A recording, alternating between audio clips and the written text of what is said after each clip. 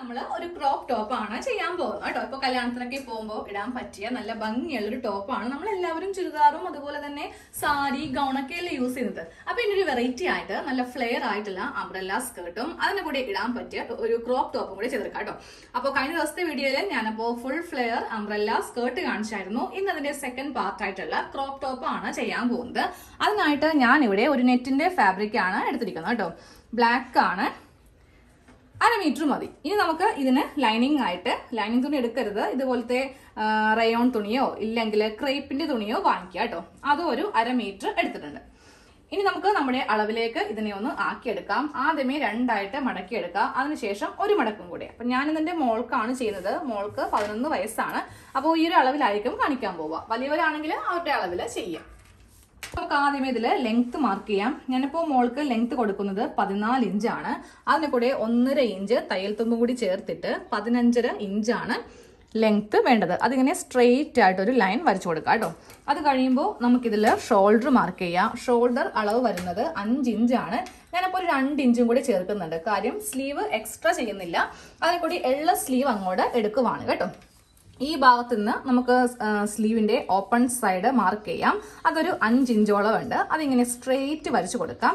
അത് കഴിയുമ്പോൾ നമുക്കിവിടെ ചെസ്റ്റ് ആണ് മാർക്ക് ചെയ്ത് കൊടുക്കേണ്ടത്. ചെസ്റ്റ് അളവ് 6 ഇഞ്ചാണ് ചെസ്റ്റ് അളവ്. 2 ഇഞ്ച് തയ്യൽ തുമ്പ് കൊടുക്കുമ്പോൾ നമുക്ക് 8 ഇഞ്ച്, അതായത് ഈ ഭാഗത്തോളം നമുക്ക് ചെസ്റ്റ് ഉണ്ട്. ചെസ്റ്റ് കഴിയുമ്പോൾ നമുക്കിതിൽ ഷേപ്പ് ലെങ്ത് 10 ഇഞ്ച്, ഷേപ്പ് വിട്ടും കൂടെ ഒന്ന് മാർക്ക് ചെയ്ത് കൊടുക്കാം. എല്ലാം കൂടി ചേർത്തിട്ട് 7.5 ഇഞ്ച്. നേരെ ഇതിങ്ങനെ ഒന്ന് വരച്ചെടുക്കുക. ഇതൊന്ന് കട്ട് ചെയ്യുക. ഇങ്ങനെ ഒന്ന് കട്ട് ചെയ്തെടുത്തിട്ടുണ്ട്. ഈ ഭാഗം വരുമ്പോൾ ചെറുതായിട്ട് ഇങ്ങനെ ഒന്ന് ചരിച്ച് വേണം കട്ട് ചെയ്യാൻ വേണ്ടിയിട്ട്. സ്ലീവിന്റെ ഭാഗമാണ്, നമ്മളത് ഈ ഒരു ലൈനിങ്ങും ഇതും വെച്ചിട്ട് അഡ്ജസ്റ്റ് ചെയ്ത് പോകുന്ന ഭാഗമാണ്. ഇനി നമുക്കിതിൽ നെക്ക് വീതിയും നെക്കിന് ലെങ്ത്തും കൊടുക്കാം. നെക്ക് വീതി ഞാനൊരു 2.25 കൊടുക്കുന്നുണ്ട്. ബാക്ക് നെക്കും ഫ്രണ്ട് നെക്കും സെയിം അളവിലാണ് ചെയ്യുന്നത് കേട്ടോ. 4 ഇഞ്ചിലാണ് ചെയ്യുന്നത്. കൂടാതെ ബാക്ക് ഞാൻ ഓപ്പൺ ചെയ്യുന്നുണ്ട്, ഉക്സ് വെച്ച് കൊടുക്കുന്നുണ്ട്. അപ്പോൾ രണ്ടും ഒരേ അളവായത് കൊണ്ട് നമുക്ക് ഇങ്ങനെ അങ്ങോട്ടൊന്ന് കട്ട് ചെയ്ത് എടുക്കാം. സ്ക്വയർ നെക്കാണ് ചെയ്യുന്നത്, യു അല്ല. ക്രോപ്പ് ടോപ്പിന് സ്ക്വയർ നെക്കാണ് നല്ലത്. അപ്പോൾ ഇതുപോലെ ഇങ്ങനെയൊന്ന് ചെയ്തെടുത്തു. ഇനി ഇതിൽ നിന്ന് ഒരു പീസ് അങ്ങോട്ട് മാറ്റുക.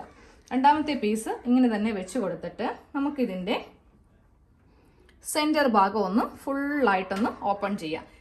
അത്യാവശ്യം നല്ല ഷേപ്പുള്ളൊരു ടോപ്പായിരിക്കും. അപ്പോൾ നമുക്ക് ഇതിൻ്റെ സെൻറ്റർ ഇങ്ങനെ കട്ട് ചെയ്ത് കൊടുത്തില്ല എന്നുണ്ടെങ്കിൽ കുട്ടികൾക്ക് പറ്റത്തില്ല. നമ്മൾ വലിയവർക്കാണെങ്കിൽ പിന്നെയും നമ്മൾ അഡ്ജസ്റ്റ് ചെയ്ത് ഇടും. കുട്ടികളാകുമ്പോൾ അവരെ ഒട്ടും സമ്മതിക്കത്തില്ല ഇതുപോലത്തെ ഡ്രസ്സ് ഇടാൻ വേണ്ടിയിട്ട്. അപ്പോൾ ഇങ്ങനെ ഒന്ന് സെൻറ്റർ ഓപ്പൺ ചെയ്ത് കൊടുക്കാം.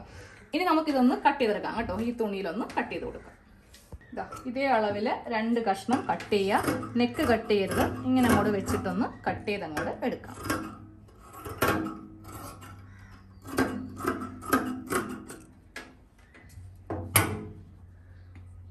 ഇതുപോലെ ഇങ്ങനെ കട്ട് ചെയ്ത് കൊടുത്തിട്ടുണ്ട്. എന്നിട്ട് ഒരു പീസ് അങ്ങോട്ട് മാറ്റുക. മറ്റേ പീസിന്റെയും സെന്റർ ഒന്ന് കട്ട് ചെയ്യുക. നമുക്ക് ആദ്യമേ ഫ്രണ്ട് നെക്ക് ഒന്ന് തയ്ച്ചെടുക്കാം കേട്ടോ.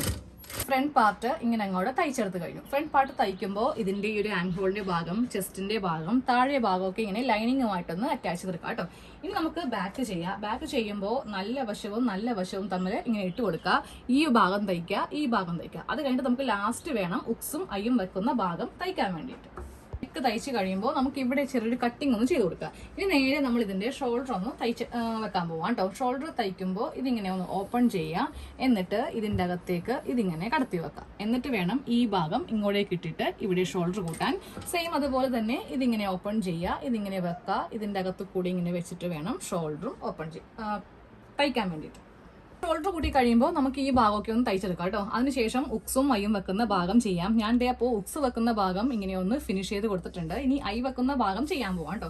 അത് ചെയ്യുമ്പോൾ മാത്രം ഉൾഭാഗത്ത് നിന്ന് നല്ല വശത്തേക്ക് ചെയ്യുക. ഇതൊക്കെ നമ്മൾ ഓൾറെഡി ബ്ലൗസിന്റെ വീഡിയോയിലൊക്കെ കാണിച്ചുകൊണ്ടിട്ടാണ് ഇതത്ര ഇമ്പോർട്ടന്റ് ആയിട്ട് കാണിക്കാതെ കേട്ടോ. അറിയാത്തവരൊക്കെ ഉണ്ടെങ്കിൽ ആ വീഡിയോ ജസ്റ്റ് ഒന്ന് കണ്ടതിന് ശേഷം ഇതൊക്കെ ചെയ്യുന്നതായിരിക്കും നല്ലത്. ഇപ്പൊ കുറച്ച് ഭാഗം ഇങ്ങനെ മുന്നോട്ട് വെച്ചിട്ട് നമുക്ക് ഇതിങ്ങനെ തയ്ച്ചെടുക്കാം. അപ്പൊ നമ്മള് എന്താ പറയാ, നമ്മുടെ ആ ഒരു ഈ ഭാഗമൊക്കെ വെച്ച് കഴിയുമ്പോൾ, അതായത് പ്ലാക്കറ്റിന്റെ ഭാഗം വെച്ച് കഴിയുമ്പോൾ സ്ലീവിന്റെ താഴേക്ക് ഒന്ന് ഉള്ളിലേക്ക് ഇങ്ങനെ ഒന്ന് തയ്ച്ച് വെക്കാം കേട്ടോ. അതിനുശേഷം സൈഡൊക്കെ കൂട്ടി താഴെ മടക്കടിക്കുവാണെങ്കിൽ നമ്മുടെ ക്രോപ്പ് ടോപ്പ് റെഡിയാണ്. ഇതുപോലത്തെ ചെറിയ ഒരു ടോപ്പാണ് ചെയ്തിരിക്കുന്നത്. ഇതാണ് നമ്മുടെ ആം റൗണ്ട്, ചെസ്റ്റ്, വേസ്റ്റ്, താഴത്തേക്കുള്ള ഭാഗം. ടക്സ് ഒന്നും വിട്ടു കൊടുത്തിട്ടില്ല. പിന്നെ ഇതിൽ ഉക്സും ഐയും വെച്ച് കൊടുക്കാം കേട്ടോ. ഐ വെക്കേണ്ട ആവശ്യമില്ല, ഐ ഓൾറെഡി ഞാൻ ഇവിടെ ചെയ്ത് വെച്ചിട്ടുമുണ്ട്. അപ്പോൾ ടോപ്പിന്റെ പരിപാടിയും കഴിഞ്ഞു. ഇനിയിപ്പോൾ ഇതിന്റെ മോൾക്ക് ഞാൻ ഇട്ട് ഒരു വീഡിയോ എന്താണെങ്കിലും ചെയ്യാം കേട്ടോ. കല്യാണത്തിന് പോകുമ്പോൾ അവിടെ വെച്ചിട്ട് ചെയ്യാം.